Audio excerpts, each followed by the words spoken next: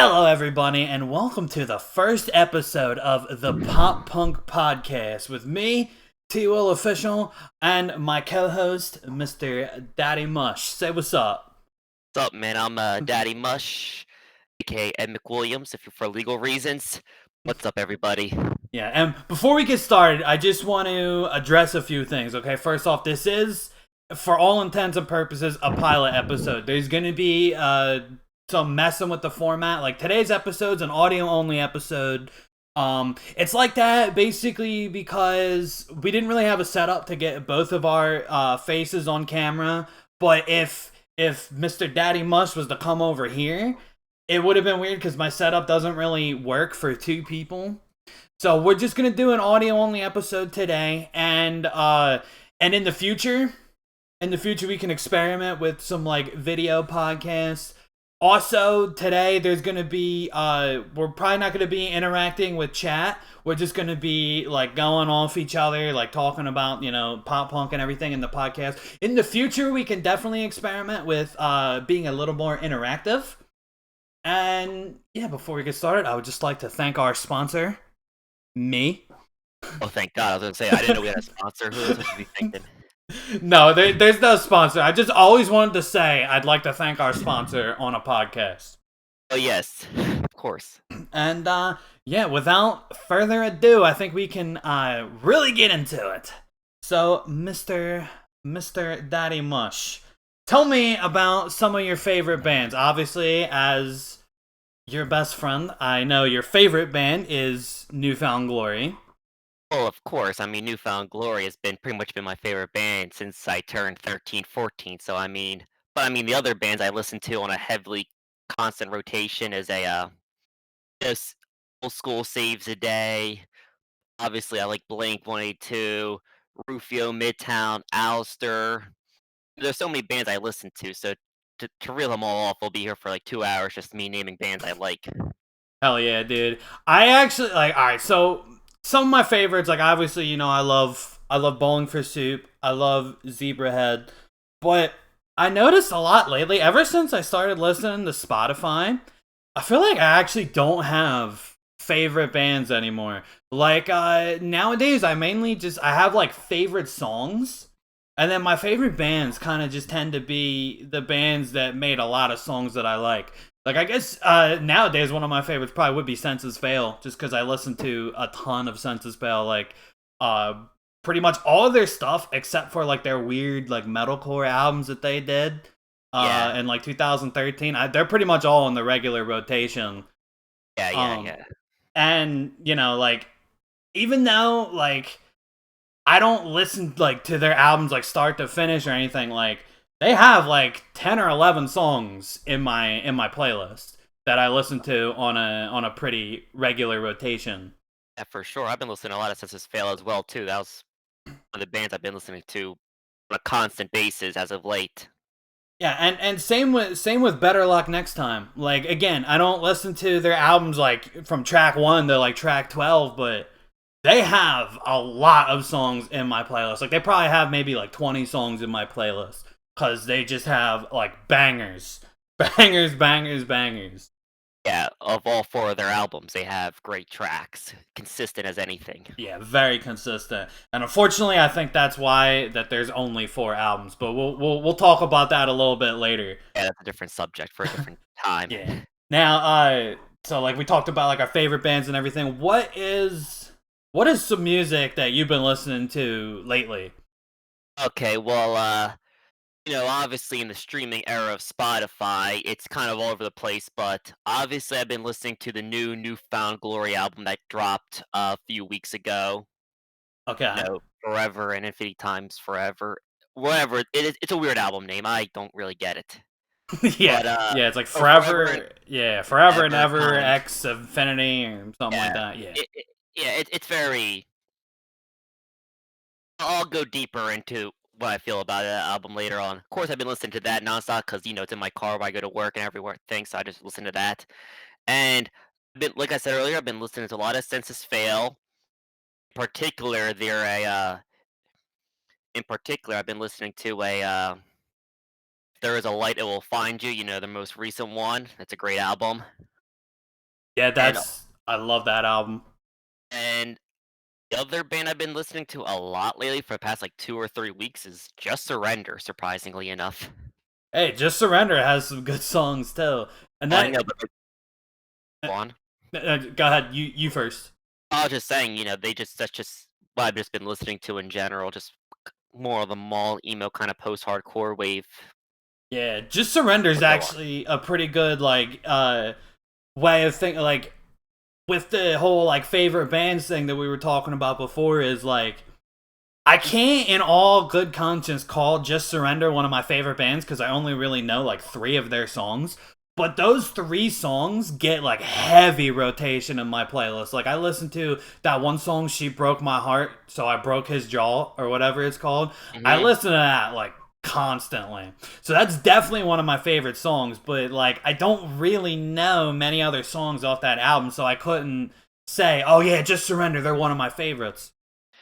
Yeah, I just been on a Just Surrender kick. In particular, the If These Streets Could Talk album, because I tend to listen to like albums from front to back, even on Spotify in general, just because that's just how I roll sometimes.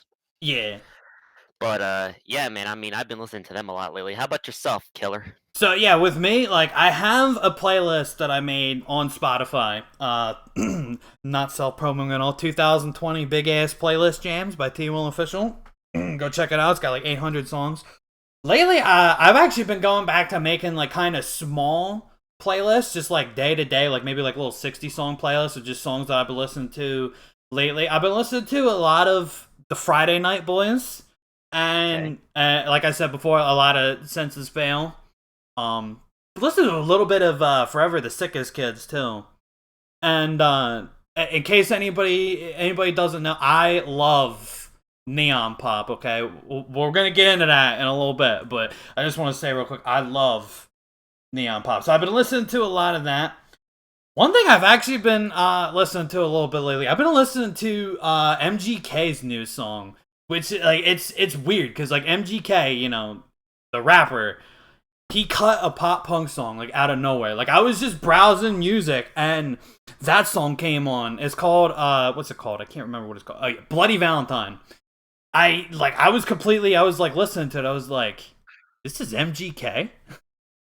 I mean, it's pretty. It kind of sounds like New School Blink, which Okay. I'm very opinionated on New School Blink. Oh, me too. That's to say, at least I could go on a whole tangent about how they just disgust me, but that's a different story though. Yeah, so I have some opinions on New School Blink, and it does sound a little New School Blinky, but I kind of like it, and it's in my playlist just because. All right, so to for what I'm about to say, we got to have a little bit of background. First of all, I just want to say like about like the current state of pop punk, right? Because obviously it's not 2001 anymore. Obviously, like it's not pop punk isn't really on the radio anymore. I mean, nobody really listens to radio anyway, but pop punk's not like in movies anymore. They don't really get on game soundtracks anymore. It's not, it's not like it was 20 years ago, and it's kind of pop punk in 2020 is kind of like I kind of Each. look at it as like hair metal in 2001, right? Because in 2001, like pop punk was the big thing, so hair metal was kind of like irrelevant. Like there was still some bands that were kind of kicking, like like Bon Jovi and like Def Leppard and shit. But Yeah, but there's no new hair metal bands coming out. yeah, no. There was no like there was no. I can't even think of any like hair metal-ish names. There was no like Motley Crue 2 or like Poison 2 or anything. Yeah, like it's essentially just like the bands that are big in the '80s will always be big just for the sake of nostalgia. Like Def Leppard, Yeah, Bon Jovi will still play at the BB&T and the Wells Fargo and the stadiums and arenas, but there's no new hair metal bands that are coming out that will even touch mainstream success. exactly. And that's pretty much where hair metal or hair metal. That's pretty much where pop punk is in 2020. Where like obviously Blink is always gonna sell because Blink kind of like is bigger than the genre, right? Like people that don't even know pop punk know Blink 182. They'll probably say that they're either a rock band or an emo band, but like they know Blink Yes, 182. So like we saw Blink 182 and they played with Lil Wayne. yes, and So Neck Deep for and yes, and Neck Deep, which I remember Mark Hoppus actually said something pretty funny. He's like, "Yeah, who's here for Lil Wayne?" And then, like everybody got hype, and he's like, "Yeah, who here for Neck Deep?" And he kind of like Give like a shrugged. face. He's like, "Eh." Yeah, yeah, I know. But Yeah, but still though, yeah, it's still good for them. Good for Neck Deep. yeah, no, I'd be hype as hell to open for Blink, even if they kind of like roasted me a little bit, because I know it'd be like all out of love, and I'd Yeah, be like, yeah, at the end of the day, we're still partying with you. yeah, and did like Mark Hoppus like produce their newest album or something like that? Something like that, yeah. I Or know, you I were definitely know. involved with them. Yeah, like because I was gonna say I thought John Feldman did, but then I remember that was State Champs. He did State Champs, his newest album. But It's but yeah, the same thing. yeah, but that kind of leads into like yeah, like Blink is always gonna sell albums. Blink is always gonna have like 3 million plays on their songs on Spotify, and Blink is always gonna like sell out stadiums. And same with like like Fall Out Boy, they're always gonna sell out stadiums. I mean, I don't really think they're pop punk anymore, but like labels will still consider them a pop punk band. So like you got your Blinks, your Fall Out Boys, who are always gonna sell. You got your Newfound Glories and your Sum 41s, who they might not be as big as they were in their prime, but like people still know them and they're still making music and everything. But yeah, there's not really any new pop punk bands coming out. I remember there was kind of a wave in like 2000 like 13 2014, like all like the newer bands that were coming out. But yeah, there's not really like there's no new, or I should say there, because there's always going to be new pop punk bands. There's always going to be new bands in every genre, but like Yeah, there's no real new pop punk bands that are making waves. I think the last real pop punk bands that really made waves, I think, were like Neck Deep and State Champs, and that was like what 2014, at I think. 14, 15. Yeah, I really thought state champs were gonna like blow the heck up because because they opened up for 5 Seconds of Summer in like their Australia New Zealand tour like a few years back. So I thought like yeah, they're gonna really blow up. And I mean, yeah. And I mean, and they're definitely not nobodies. Like I would definitely say if Blink and and Fall Out Boy and all are like the A tier, then they're probably like B tier. So state champs. yeah, so they're definitely not nobodies, but I yeah, consider them no, like BC. yeah, but at the same time, like yeah, no, they're not. Yeah, like you're not gonna hear them in movies. Their Spotify plays aren't gonna be like 3-4 million. Yeah, I mean maybe they might top out there, but I mean weren't they on the Dude Tony Hawk game soundtrack though too? State champs. They were, but that was like 2015. So that wasn't really like super recent. True, true. I'm actually looking at Neck Deep's plays, and their songs actually are pretty popular. Like the song "Stitches" has about 12 million plays. Secrets has about 25 million. If I'm lucky, has like 16 million. Okay, so maybe I might have got my numbers a little wrong. I might have Yeah, I got know. I might have been being a little too modest. Okay, so Yeah, because streams don't really equal album sales. You know what I mean? yeah. Hey, I don't know all the answers. Sometimes I can get things wrong. I know. I just wanted to look it up just to kind of, cause out of Yeah, curiosity at this point. and I'm actually I'm glad that you did say something, because if you didn't, then I'd probably get roasted in like the YouTube comments. This fucking idiot saying 3 million plays. Yeah, I know. Yeah, but So they were definitely probably at their peak. They were probably definitely big for a modern pop punk band. You know what I mean? yeah, but yeah, no, but it's definitely not like it was in like 2001. Like if anybody can remember 1999, 2000, 2001, and I'd probably say 2002 as well. 2002 was probably like when it was starting to like teeter off. But like if anybody can remember it, like dude, like those pop punk bands like Blink, some Newfound Glory, like they were essentially like pop stars. Like Yeah. my mom was the type of mom, like she would always listen to like the pop station while she was like bringing me to my grandma's or whatever. Like before I started school, she'd like take me to my grandma's or whatever, and like she'd watch me while she was at work. And like so she'd have the pop station on, and it'd play like Britney Spears, Backstreet Boys, and sing. But then you'd hear like "What's My Age Again," all the small things. Later on you hear like "Fat Lip." Yeah, you heard Yellow Car, Newfound Glory, Good Charlotte, Simple Plan. Yeah, exactly. So like yeah, Old those Soup. so like those bands, like yeah. neck deep state champs. Like, yo, like I'm not trying to say anything bad about them. Like, props to them for like getting making waves. But making yeah, you know but decent money. that's just kind of like the state of pop punk these days. Like, you could be big in the scene, but it's not. Yeah, it's not like 2001 where you were like big, like celebrity big, like pop star big. Yeah, like you're on MTV Cribs. Yeah, but I do think with MGK's pop punk album coming out. Now, obviously, I don't think it's ever gonna be 2001 again, but I do think if MGK's pop punk album makes any waves, okay, Hmm. that might be able to spark a little bit of a revival. Yes. I think rock music, I know rock is a kind of a cringy term, but just for the umbrella sake term of it, I think rock needs, like, revival, a spark, you know what I mean? Like, I think it needs to be cool to play guitars and drums again.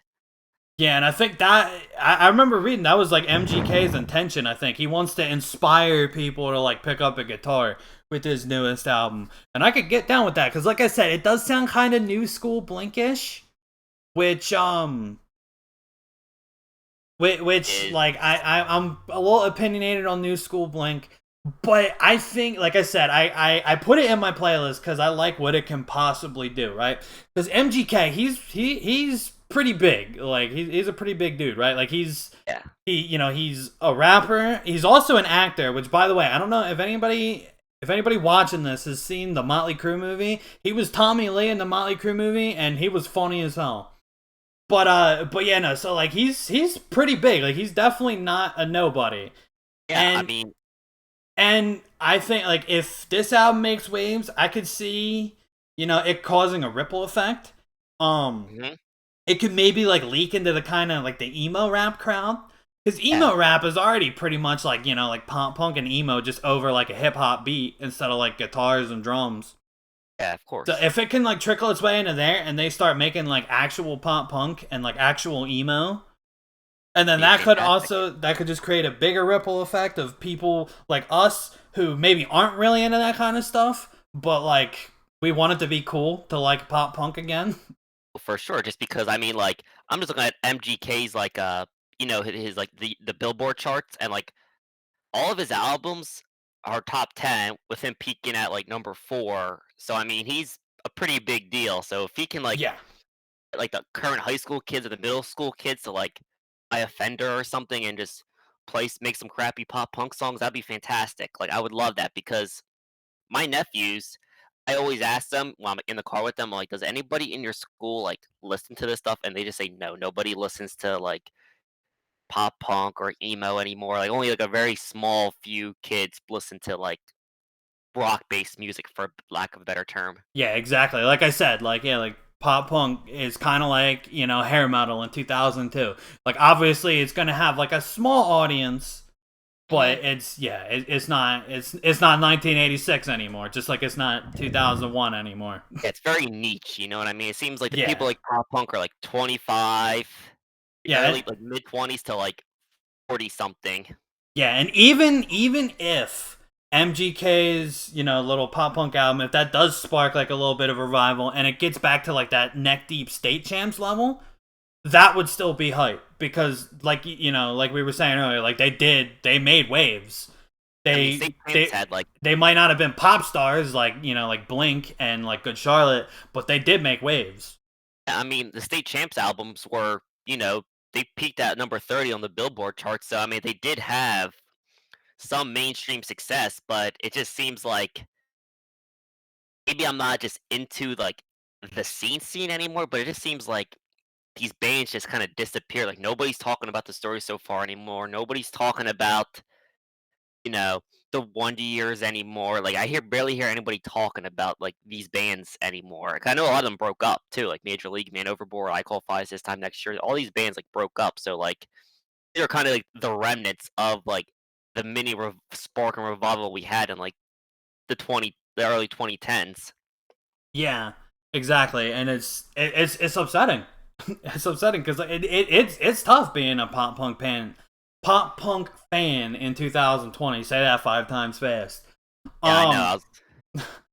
Um, yeah, like it's because obviously, again, there's always gonna be new bands coming out. Like, there's a lot of bands on my playlist that made songs in like 2019, 2020. But these will be like the guys that have like less than 1,000 plays on Spotify, where it doesn't even show you how many plays you have because it just gives you a little like less than 1,000 sign. Yeah. Um, but yeah, no, and like just the nostalgia always seems to kind of work in like 20s, right? Like I remember in 2000, like, well, not 2000, but like in the 2000s, there was a big like like kind of like 80s nostalgia wave. I remember like that's about the time like Steel Panther came out, and like like a lot of movies were like set in the 80s or like had a lot of 80s music. And then I Yeah. know in the 2010s, to my dismay, I remember like real emo. I say that with finger quotes because I always picture whenever I'm listening to like Hawthorne Heights, I always picture some like hipster being like, "It's not real emo, okay? Real emo is like Rites of Spring." But like I remember like real emo kind of made a little bit of a comeback with like the whole like soft grunge scene.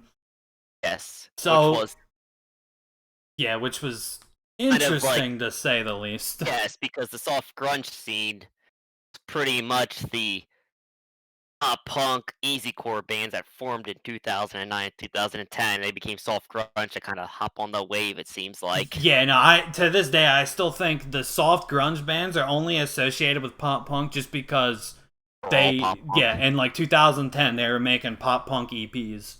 Yeah, like Major League. Yeah, or Turnover. Yeah, or Balancing Composure. Before they became Balancing Composure, they were known as the Erection Kids, and they were making pop punk music. Same band members and everything, but they just changed their name when they became like a soft grunge emo-ish band. You know what I mean? Yeah, exactly. But so if that could happen in the 2010s, right? Then I think with 2020s, that like what's next? Pop punk was the next like thing to happen, right? Because it Yeah. went in like the on the rock side of things, right? It went like hair metal, and then like grunge and alternative, and then like pop punk, and unfortunately post grunge. But Yes, that's post grunge is just fun. post grunge, all right. Let me put it this way: post grunge, I get a sick kick out of it. I like to make fun of it, right? Like I'm probably never gonna actually put on like Nickelback, but I can laugh at it. I can laugh at like look at the photograph. I can laugh Or at it. lit. Oh my god, yeah, or lit. That's that wasn't something that I had planned for today, but I just want to say real quick, yeah, when you listen to like the early 2000s, like top 40 era pop punk is what I'll call it, you gotta look out, right? Because like a lot of those bands were just doing it because it was cool.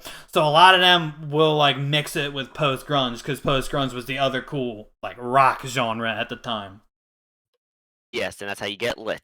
That's exactly how you get lit.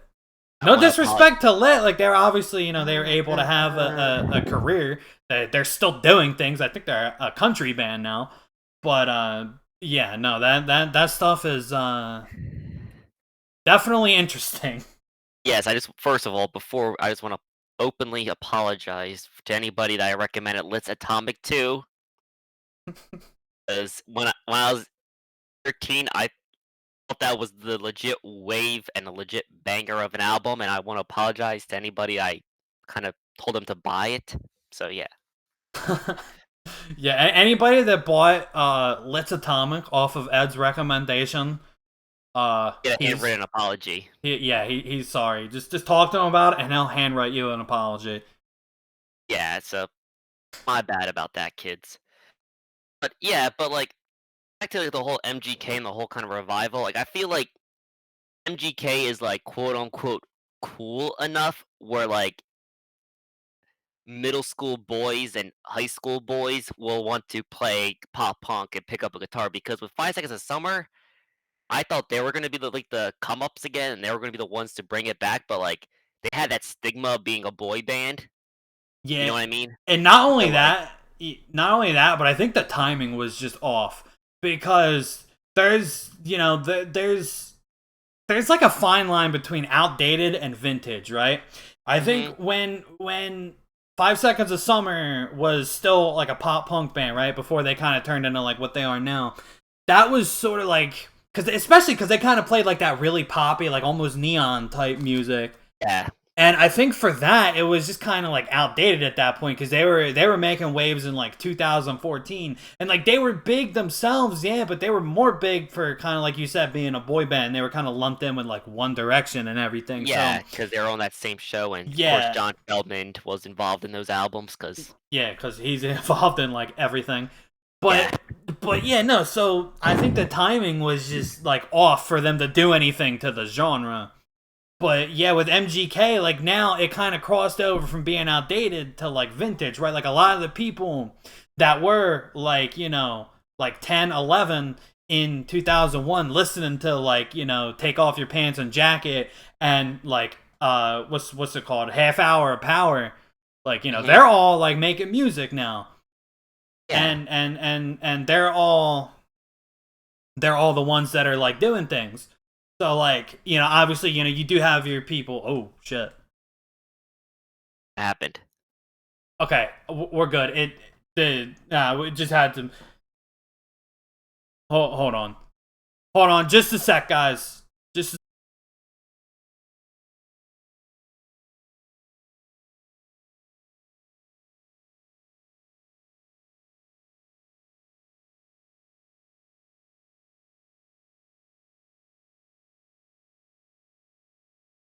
okay. My apologies, folks. We just had a little bit of technical difficulties. OBS just needed a little bit of a reboot. It was just kind of being grumpy, but we are back.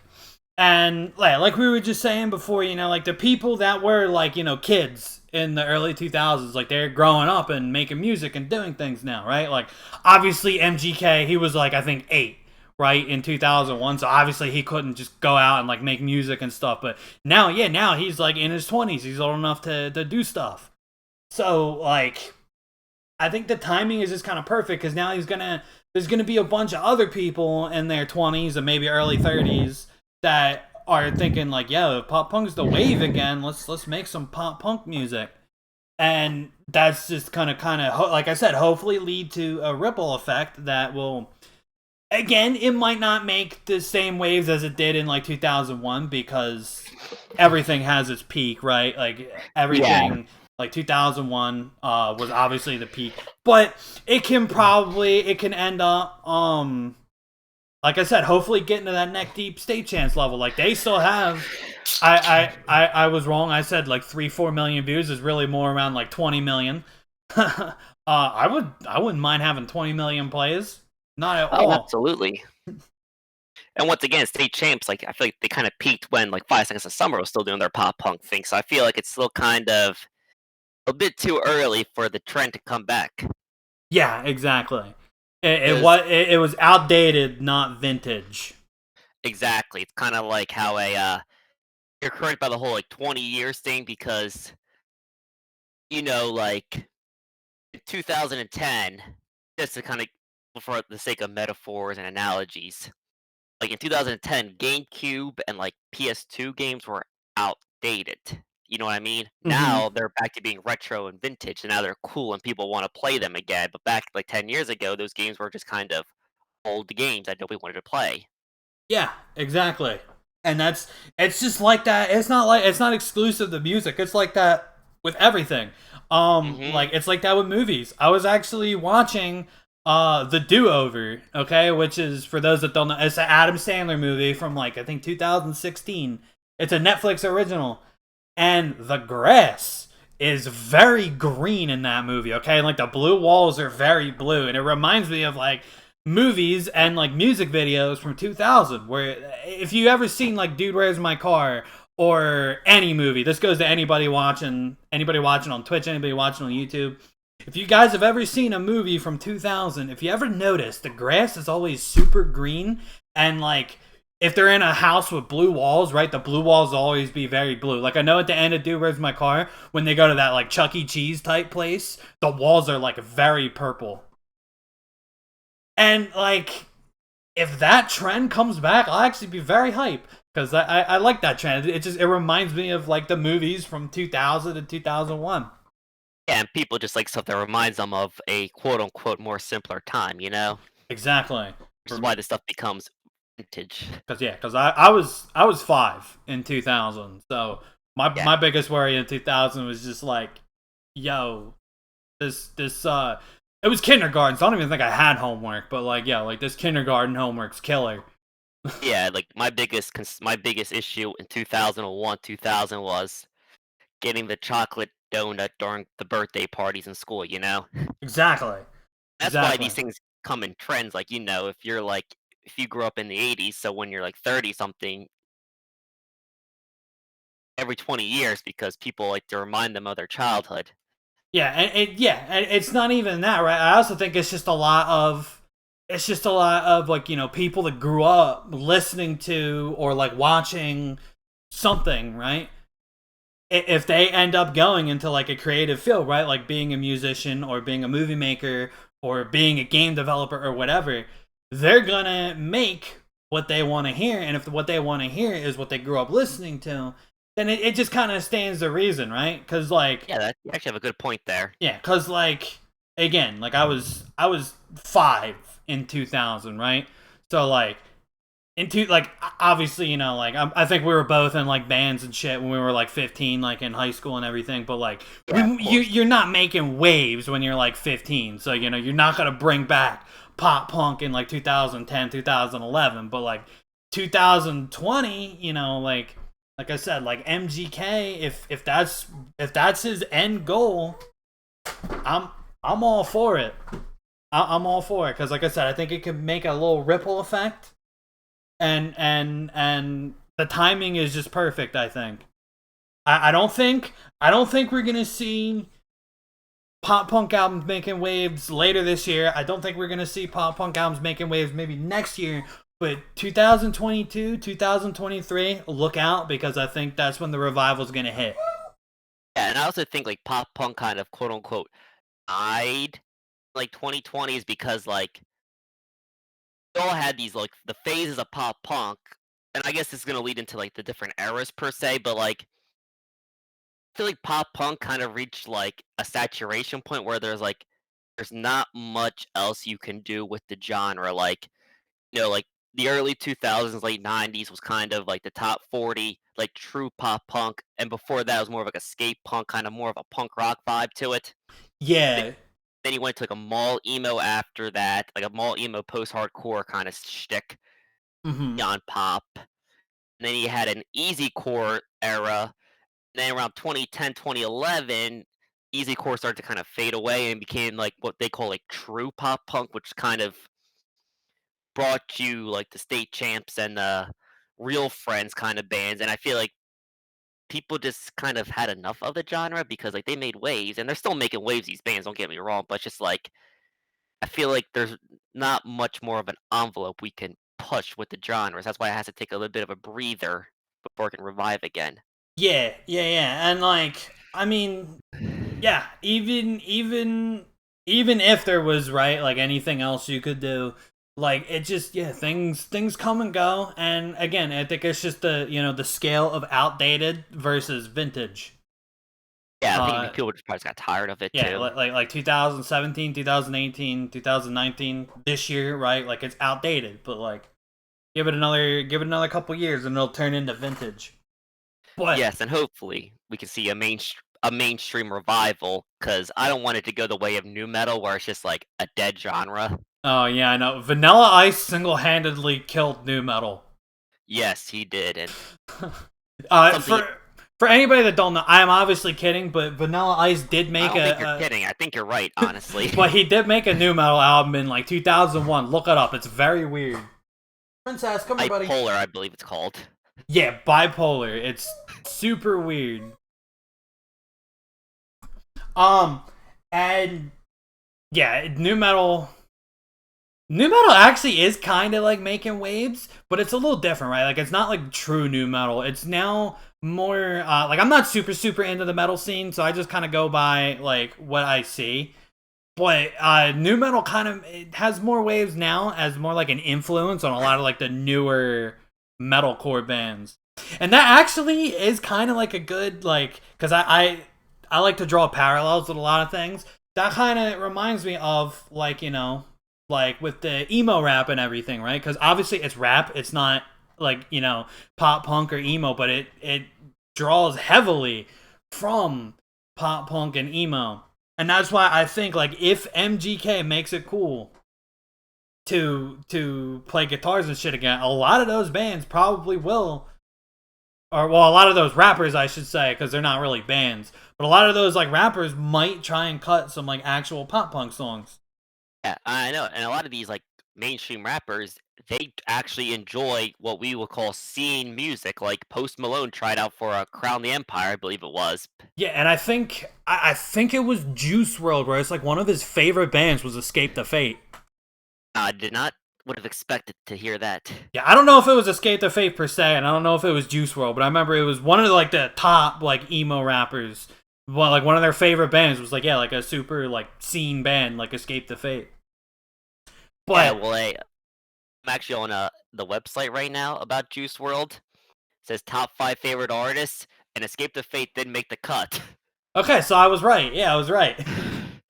It's funny because he goes his top 5 favorite artists. He goes Lil Wayne, Kanye West, Kid Cudi, this rock band named Escape the Fate, and he also loves Blink 182 and the Tony Hawk Pro Skater soundtrack too.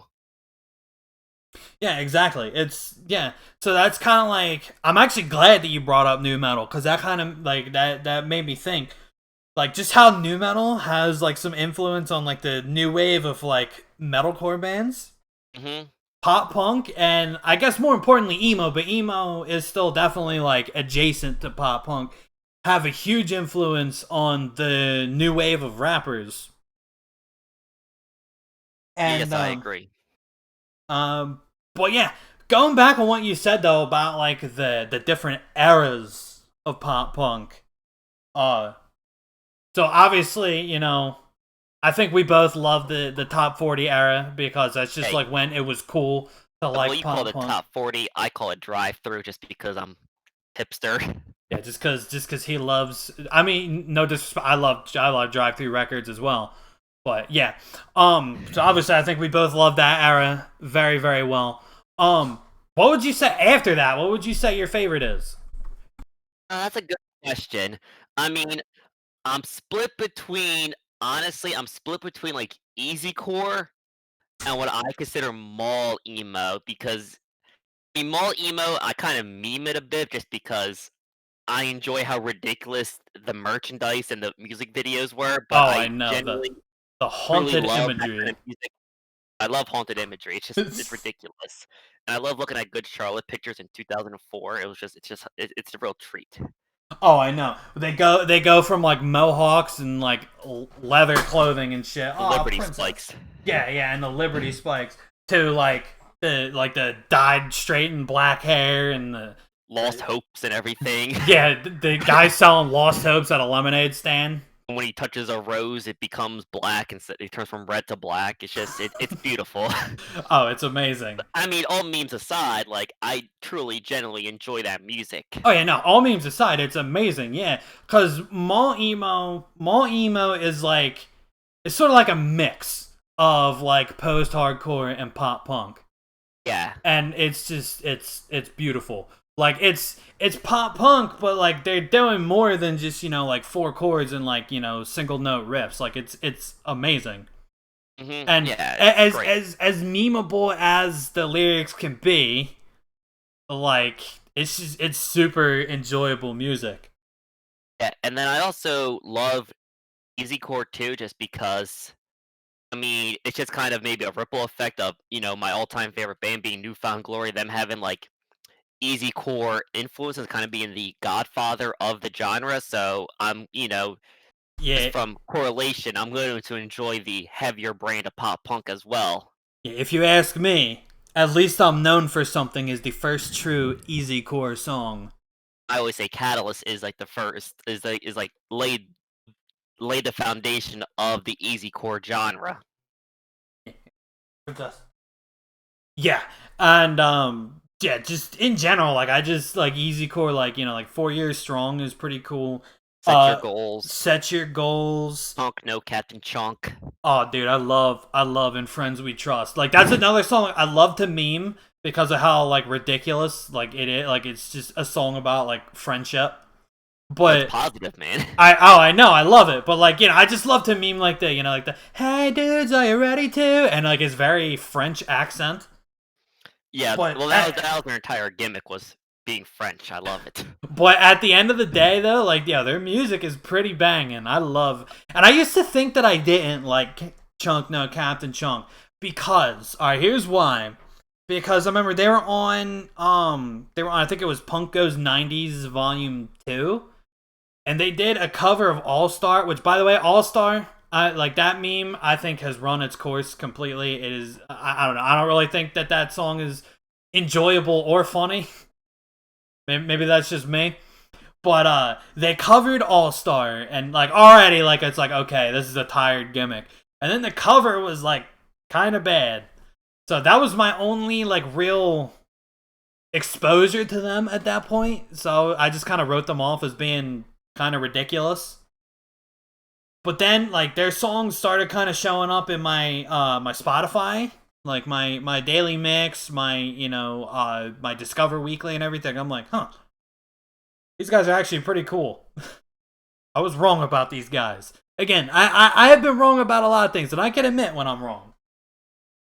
Yeah, I mean, not to sound like a hipster, but I have been listening to those Chunk Boys back in like 2009. Back, just because that's just when like 2009, 2010 was like I was like just kind of like my like renaissance of like finding all the new like local scene, more underground bands before they blew up. So like me, like those bands have like a good memories of me, but that's a complicated story though. But like at first, I loved Chunk Kuno Captain Chunk for like a solid 3 years from like '09 to like 2012. And that's Uh kind huh. of when like pop punk became kind of like the new scene kid music per se, where all the kids who listened to like Delvore's Prada and Chiodos started going towards more pop punky-ish stuff.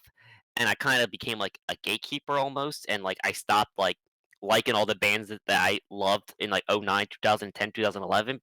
And there's personal reasons when you're 17, you don't your reasons for things aren't really logical based. They're pretty stupid Oh, I reasons, know. but like this kid who I really didn't like, and he loved Chunk No Captain Chunk, so I said, "This band, I'm never listening to them again." And then it was like that for like 6, 7 years until I got into like since I started enjoying the Take It Easy Core song by the Sunrise Skater Kids, and I'm thinking this is essentially just a Chunk No song, so I should really start listening to these guys again. And that's when I started. I'm like, damn, these I was missing out for the last like 6, 5 years because I enjoy this stuff. Oh, I know. Yeah, their music. Obviously I love "In Friends We Trust." Restart's another banger by Oh those yeah, guys. Like, yeah, no, Bipolar Mind, I they love. yeah, no, I'm like very upset that I let a cover make me think I didn't like a band. There's been a few bands that are like that. I can't think of them off the top of my head, but if I ever think of them, I'll bring them up in like later episodes. But there's a couple bands that were like that. Um, but I guess if we're talking about favorite eras, as you know, I obviously love the neon pop era. So like Friday Night Boys, Forever the Sickest Kids, who I mentioned earlier. Cash Cash, I love Cash Cash. Um, Every Avenue is another one of my favorites. And Every Avenue is kind of funny because I unknowingly ripped off their song "Chasing the Night." I know you know this story, but I'm gonna tell it to the podcast. So, while ago, we wrote a song. I believe the song ended up being called "Horse Crank," and Okay. the lyrics were, "These are the days that we'll remember, and when we're old and gray, looking back on our glory days, these are the days that we'll remember." Now, obviously, it's not a direct ripoff. At the time, I didn't even know this song existed, but the lyrics to "Chasing the Night" go, "These are the days that we'll always remember, chasing the night to make our days better." That was spoken word with T. Will official. But so I unknowingly ripped off Every Avenue. But like Every Yeah. Avenue, they're a solid neon band. I love their song. I love that song. That's probably my favorite song by them. I also really like "Where Were You?"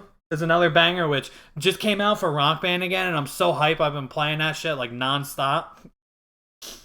And just Neon, like it's super poppy, right? Like the pop to punk ratio is probably like if top 40 era is 50-50, right? This is probably like 80-20. Yeah, that's what I was about to say too, 80-20. But dude, the songs are so catchy. The lyrics sometimes can be a little cringy cuz like their audience back then was like 12-year-old girls. So the lyrics can be a little cringy. Like I know Friday Night Boys had a song called "Sorry I Stole Your Girl," but the girl is spelled with a U instead of an I, because like that's the type of shit that their target audience will eat up. So like some of it can be a little cringy, but dude, I don't know. I just love it. Like it's so catchy. I just love the vibe. Like everything was so upbeat and fun and happy, and like everything was just a big party. Like the music video to what's the song called? Party in Your Bedroom by Cash Cash. That video is just one giant party. And I love it. And I wish we could at least bring that like vibe back, right? Like the music if it doesn't necessarily need to be neon pop coming back, but like that vibe of just fun neon colors, you know, just all that shit. I would love it coming back. And then obviously I also love Easy Core as well. Because I think my favorite some of my favorite Easy Core bands, like I love City Lights. City Lights is probably my favorite Easy Core band. I also really like Fight Fair, which I know they're kind of weird, right? Because they have like an Easy Core EP and then like a weird like trolley surf rock full length. Like an Easy Core piss to it. Yeah, surf. Yeah, surf rock with a pop punk flavor, I guess you could say. Yeah, and then they had the EP, which history forgot, except for me apparently, which is just kind of generic 3-song EP. But by then it was already too late. California Kicks already came out. Yeah, I think they already shot themselves in the foot with California Kicks, unfortunately. Yeah, they shot both their feet, man. They're crawling. Yeah, and it's unfortunate because what's the Settle the Score? That's the name of the EP. Settle the Score is such a good EP. If they continued in that style, like obviously like it was Easy Core was a trend that ended, but I'm sure they could have found their footing, by like album 2 or album 3, and then album 1. If they would have continued in that style, but just like as a full length album, that would have been banging. I would have loved that.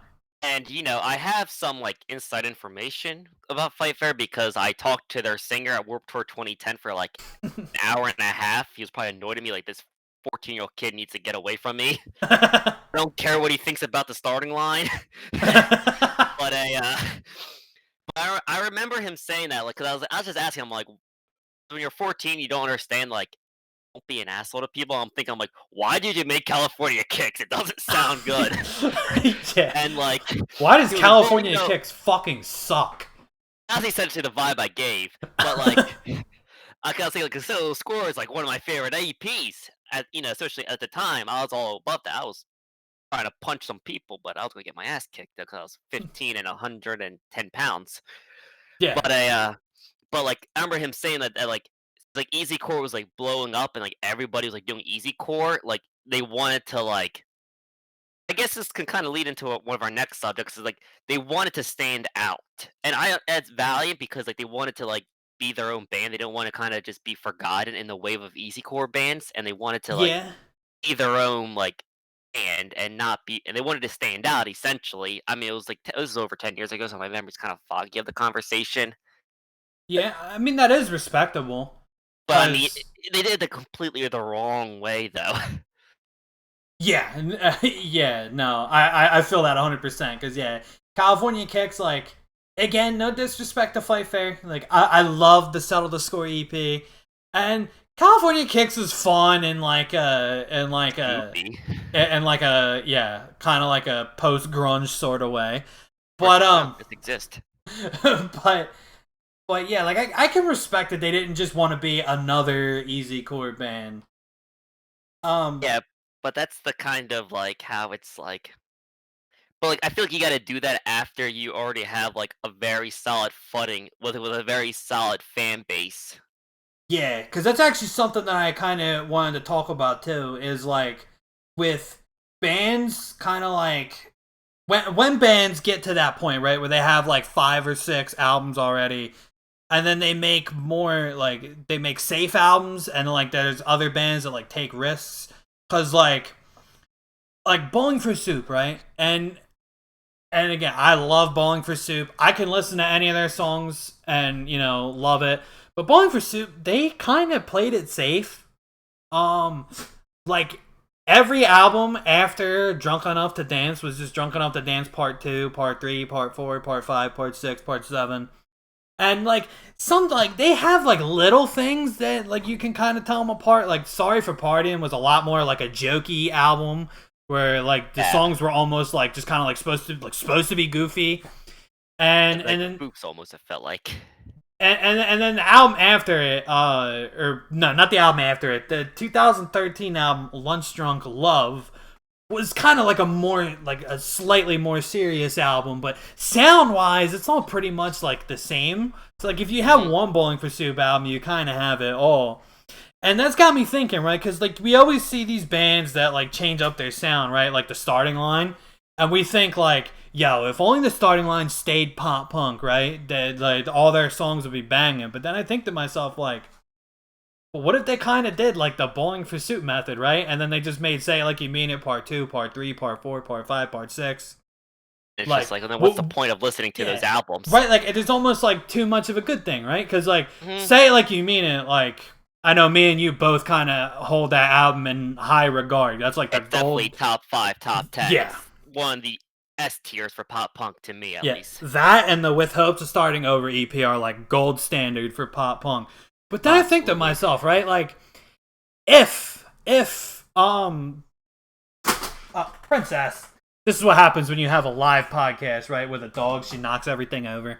Um, but yeah, no, and then like if based on a true story, and then direction, right? Like if they were just Say It Like You Mean in Part 2 and Part 3, like what that would almost kind of like diminish Say It Like You Mean It a little bit, right? Yeah, it's kind of like yeah, I mean, like, I'm trying to put this into words properly, like, because I think Brand New, well, to I mean, I don't like them as much as Yeah, Storyline, obviously, but, like, their first album was just a pop punk album, and that was, like, their only pop punk album, so people keep thinking, like, "What if they kept doing this?" But, like, it probably wouldn't be that good, you know what I mean?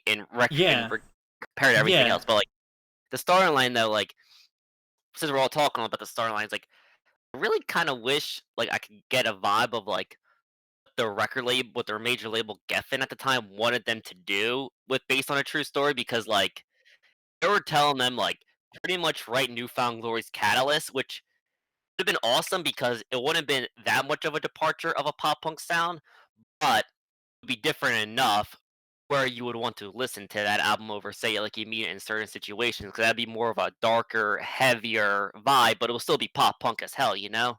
yeah. And that's exactly what I was thinking too, right? Like not obviously not everything needs to be that drastic. Because I'll be straight up, I don't really like Based on a True Story or Direction. But not everything needs to be that drastic where they change from pop punk to like alternative rock. But I think actually, believe it or not, I think Mest kind of did it pretty well because like Yeah. all of their stuff is pop punk, right? But like their first album is kind of like that like low quality like skate punky like ska type. Yeah, that was, like, really big. Yeah, and then their second and third albums were like just top 40 hour pop punk. And then they like got onto the mall emo wave like a lot of those top 40 Arab bands did. And Oh, then 305. and then they broke up, but then when they got back together, they made an easycore album. And I'm gonna be honest, it really wasn't that good, but like I like that they tried it because they did actually have. I do like the song "Radio" off of that album. Radio does still get heavy rotation in my playlist because it's something different. Like it's not just Destination Unknown Part like 3. Yes. It's something. It's still pop punk, but it's unique. It's unique from the rest of their stuff. And even if it is kind of a meme because that is, in my opinion, like probably the only good song off that album. But Absolutely. I still give them props for trying. And their newest album, I think it's called Masquerade. I know the main single, so to speak, is Masquerade, but I think the album's called Masquerade too. Yes, it is. I just got But confirmation. that kind of veered into like the true pop punk territory that you were talking about, like um the newer wave, and Yeah. I actually think it's pretty good. The song Masquerade I really like. They even kind of have a little like John Feldman era pop punk in there too. Like There's No Basement at the Alamo sounds kind of like it sounds like it would be off of like California or 9 by Blink. It's ironic that you say that because I know that like John Feldman was their producer for like their like for like Wasting Time and Destination Unknown and their self-titled and Photographs. I think Feldman was like their producer, so it's funny that you say it's like John Feldman like. Oh, I know. And Oh, hello. Princess wants to be on the podcast too. Come here, buddy. Princess, come here. Again, this is what happens when you have a live podcast with a doggy in the room. Come here, Princess. Yeah, it's like the perfect like you gotta like find the perfect. Okay, thank you, Princess. Come here. Come here. Okay.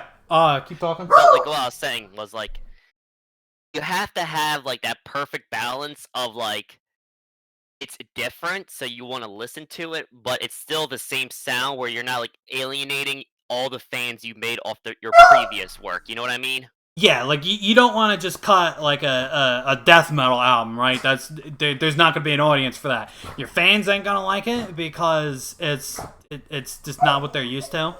Yeah. And you're probably not gonna draw in a new crowd with it. Yeah, like I always try to bring back things to like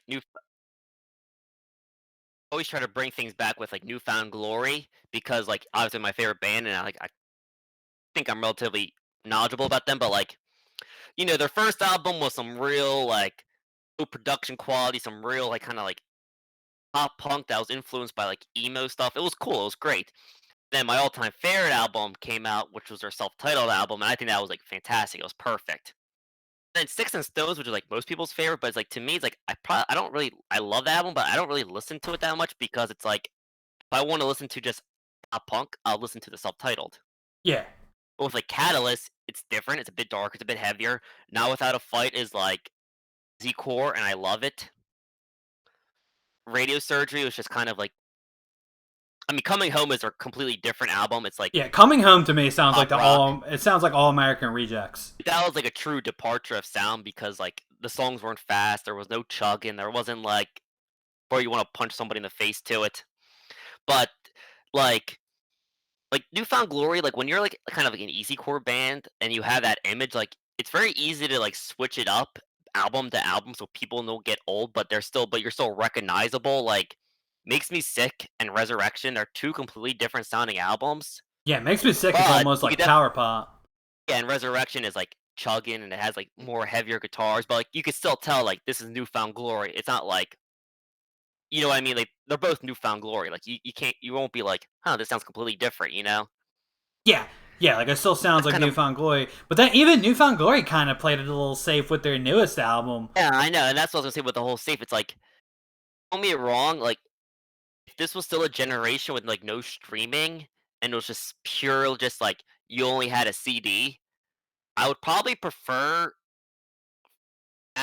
the new one over Makes Me Sick just because from start to end, it's pretty solid. But like, no, but in the streaming era though, I feel like once like the new album hype wears off, I don't think I'll ever go back to that album like ever again. And that pains me to say because like other than like Goat and like Trophy, there's nothing on that album that wants me to come back to. Like I'm not excited for like the next song. It's just kind of easy listening, and I kind of forget this. Like I don't, like, I forget the songs honestly. Yeah. Yeah. Same. And Same. that's kind of yeah, that's how I feel with Bowling for Soup, because Bowling for Soup, they never really had a true departure. Like I said, they kind of teeter between funny and serious, like from album to album, but it's Mhm. all the same sound. If you have Drunk Enough to Dance, you have like all their albums, and I say that with no disrespect because there are songs I like off of every album, and I do like that sound. So like it's a sound that I like consistently. But yeah, like I wish more bands I might catch a little flack for saying this because I feel like chasing trends is a bit of a negative like connotation to it, but I wish more bands chased trends. Like I wish we had like a easy core Simple Plan album or like a neon pop like Bowling for Soup album. Like I think Mess did have it right. I think it didn't pan out for him because I think in a lot of cases they just tried things too late. Like the Easy Core album that came out in like what 2013, 2014. Yeah, When pretty 2013. That's yeah, when like and Easy Core was like kind of like a meme at that point. yeah, and then like their like true pop punk album came out like this year, Yeah, where so pop I punk mean, has pretty much been thrown to the wayside. hmm But I think like it can be done right, and I kind of wish more bands would have done that. Like instead of just doing the same album over and over and over and over, like look at like pretty much every top 40 band hopped on like the mall emo trend. And yes. like Good Charlotte did. Who else did? I mean, Messed. Messed. Yeah, Messed did. Um, I mean, not to sound like, even though it wasn't a all emo album, but Newfound Glory's Catalyst was definitely darker than their departure yeah, of like the. and I was gonna say like Coming Home almost is kind of like because like I said, it sounds like All American Rejects, which is like they're emo adjacent. I would say All American I mean, like Rejects. once again, Simple Plan, they didn't really went mall emo, but like definitely changed their aesthetic in Oh '04 yeah, to a no, mall emo absolutely. aesthetic. Yes, they did. I I mean, mean, like yeah, even well, Welcome to My Life. I know the emo kids really liked Welcome to My Life, even though it just seemed like some kind of inoffensive, like Avril Lavigne type pop rock to me. But if that's what the kids like, that's what the kids like. oh, But I know, yeah, but like I'm just saying, but their general aesthetic changed, though. You know what I mean? yeah, no. I know what you're saying. But yeah, no, like just imagine how like wild it would have been, right? If like Simple Plan cut an Easy Core album in like 2010, or Oh, I know, it'd been insane. if Mess wasn't broken up, I could have seen Mess putting out like a neon album in like 2008. hmm Um, or to follow Mess trends of doing things a little late, I could see him probably doing it in like 2011. Yeah, well, it's just mess. They're always Yeah, one step behind. they're a little late, and again, that kind of like earlier how I said like outdated versus vintage. They kind of hop on things when it's outdated, so it's Yeah, kind of no why. disrespect to Tony Lovato. I do want to live to see my 26th birthday, but But yeah, no, but yeah, no disrespect. Like I said, the Radio is a good song. Not a fan of the rest of the album, but I give him props for trying because it like something new. I'd rather him do that than Destination Unknown again. Well, here's the thing with it's like having the same sound isn't bad. It's just like when there's nothing that stands out about those songs, which is a whole bunch of filler. That's when it's an issue with me. Yeah, yeah, It's like because yeah, like a hungover, like the Hangover album of Bone for Soup and the Great Burrito album. Like, sure, it's still the same as Drunk Enough to Dance, but they're still like great songs oh that'll yeah, no, keep you yeah. coming back. Two Seater is probably my favorite Bowling for Soup song. Like out of the hits, Almost is definitely my favorite Bone for Oh yeah, Soup song. and Might just be my Almost is favorite in definitely general. definitely is my favorite Bowling for Soup hit. And again, yeah, even like off of like Sorry for Partying, right? Like I like what's it called? I can't remember the names. I do like the really cool dance song or whatever it's called. The And opening off track of off that album. yeah, and off of their 2011 album, right after that, I like that song "Girls in America." So like they Mhm. are good songs. I don't know. As like decent as those albums were, I would have very much loved to see them try like still do pop punk, but like try out different stuff within pop punk. You know what I Yeah, mean? yeah, and Like same thing with that. My bad for cutting you off no, there. no, no, no, no, no. It's okay. I was just gonna say like it doesn't have to be drastic. Like I am not a fan of new Zebrahead. I'll say that right now. Their new stuff is Mhm. like thrash metal, and I'm really not into it. And it's actually a shame because like I Zebrahead up until like 2013 is like one of, if not my favorite band. But yeah, I don't know. And they also like they kind of did like small changes throughout, like up until the big drastic change, right? Like their stuff with Justin was, I mean, it was still pop punk, but it was kind of like the early 2000s, like American Pie, like type pop punk, right? Versus like when they got Maddie, it became a lot more, I think, like pure pop punk. If Yeah, that makes any sense. that makes a lot of sense because Jink 1000 was pretty punky. Oh yeah, no, Jank 1000. If any members of Jank 1000 are listening, I would love if your guys' stuff went on Spotify. I'm just gonna throw that out there. But yeah, no, like, so like yeah, like they had the right idea. Right? Like all their stuff up until like 2015, all their stuff was pop punk, but they were they all had kind of like there was a very like distinct sound between like Justin and Maddie. So like well, no matter what type of mood I was in, right? Like I could listen to Playmate of the Year, or I could listen to like Mental Health off of Phoenix. Hmm. And like they're very different sounding songs, but they're still Zebrahead and they're still Yeah, all pop punk. it's still recognizable. Yeah. It's like it's the with a newfound glory. Like Now Without a Fight and Makes Me Sick, totally different sounds, Yeah. but it's all newfound glory, and they all have. I think Now Without a Fight is a better album from front to start because Makes Me Sick is like the top four are like amazing, and the rest is just whatever. Yeah, I But like, remember you there's saying distinct that. songs that want me to come back to those albums. You know what I mean? Mm-hmm. They're still similar enough where it's like I like this. It's not like Starline cutting out one of the best pop punk albums of all time, or drastically saves the day where the entire voice just where Chris Conley's voice just completely changed. Yeah, I cannot. Like, I don't understand how that happened. Like, you would think, like, as you get older, your voice gets deeper, but his voice got more high pitched. Oh, I know he was like 18 with like a normal voice, and then as he gets older and older, it gets higher and higher.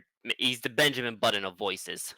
And he's all, and he's also probably one of the rare examples of I like his deeper voice better. Because being a fan of pop punk, I like the high pitched voices, right? Like, I don't want it sounding too like deep or like raspy or whatever. That type of voice just doesn't work in pop punk, if you ask me. But I would take like Through Being Cool.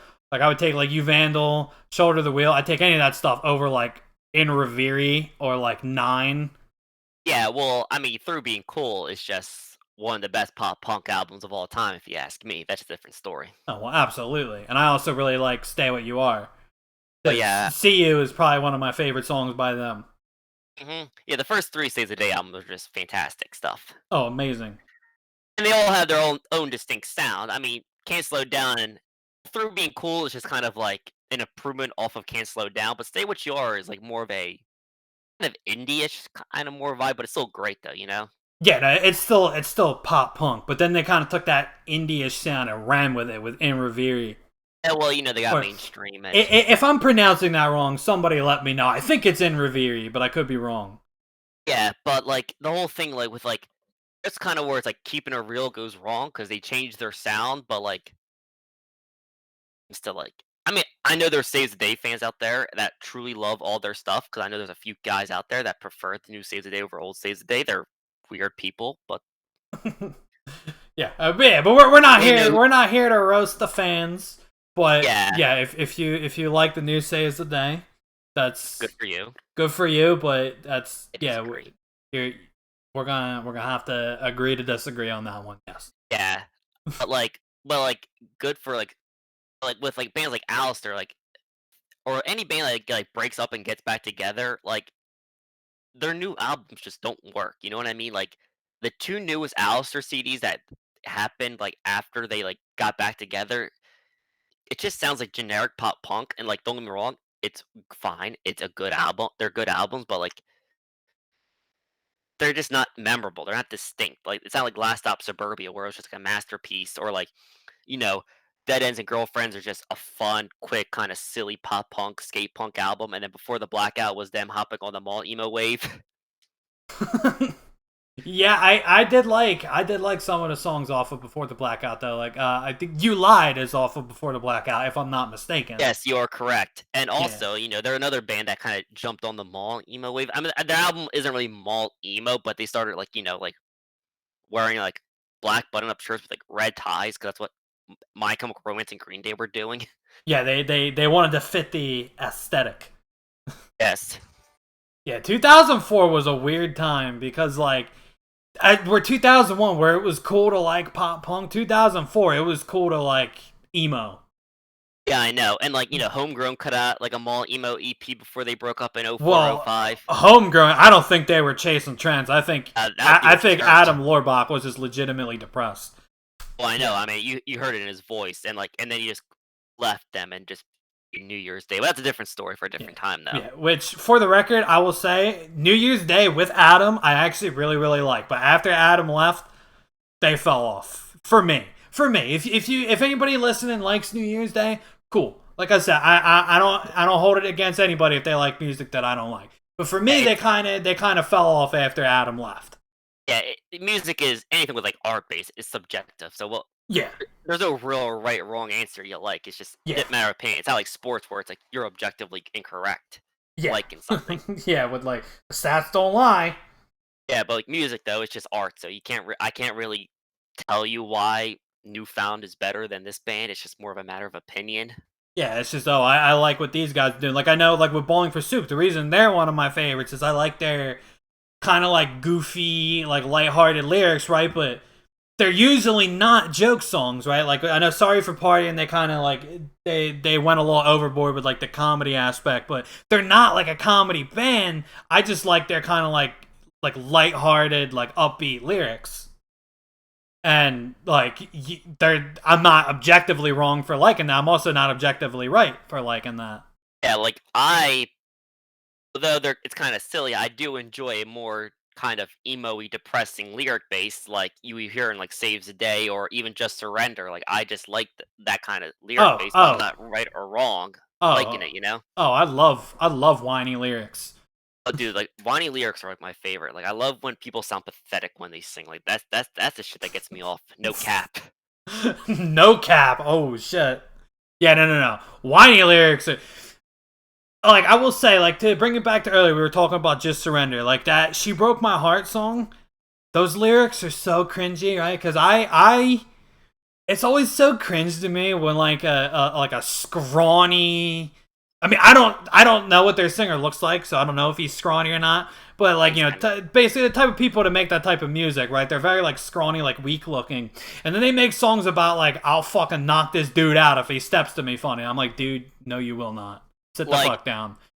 like the band Hit the Lights. Like they had song "Body Bag." Like and the dude was like 5'6".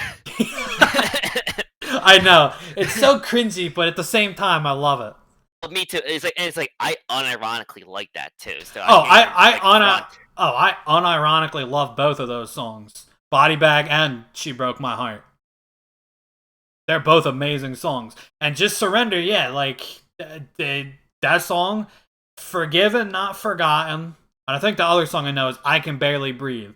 I love that Yeah, song. all those lyrics, they're pretty like they are pretty serious and pretty like whiny, Yeah, I mean, but I mean, I can barely breathe about a dude jumping off a building. yeah, I love that stuff. I mean, yeah. maybe if don't call the cops on me because I want to live. Don't get me wrong, but I just like those lyrics.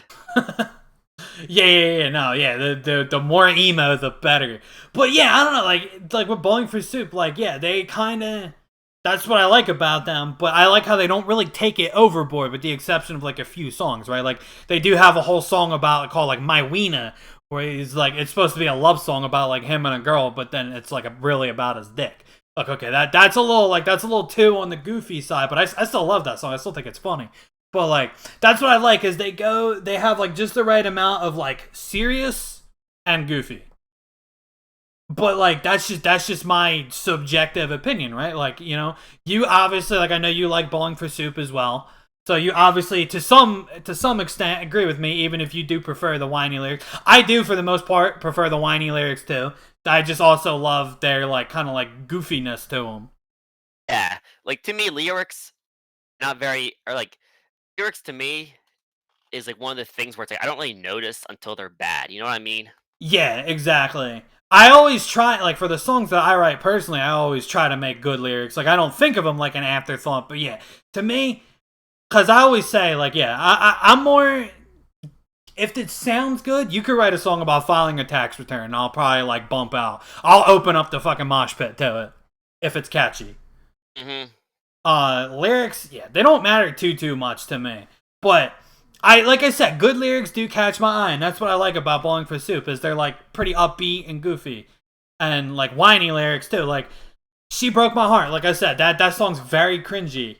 Like the lyrics, if you really listen to it, it's like like one shot is all I will need. Tonight I'll have you on your knees. Talking about like he's gonna fight this girl's like New boyfriend, I new guess. boyfriend, yeah. Or I don't know if he got cheated on, like the guy she cheated on him with.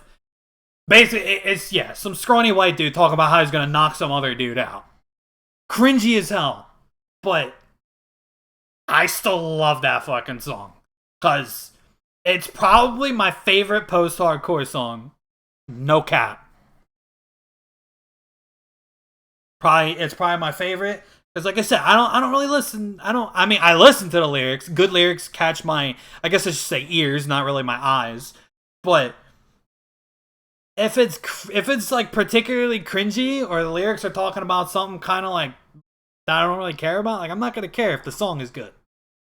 Yeah, I mean lyrics. I mean, I don't know. Like some lyrics, you just listen, and they're just like straight up just like stupid, and it just sucks. Yeah, yeah, That kind of takes away the experience. yeah, like like life is too short to last long, and bored to death. Yeah, I mean, well, that's just modern Blink in general. That's a story for a different time. Oh yeah, we could probably have a whole podcast episode just dedicated to new Blink. era Blink. Oh, I know, Yeah, but yeah. but But I mean, yeah.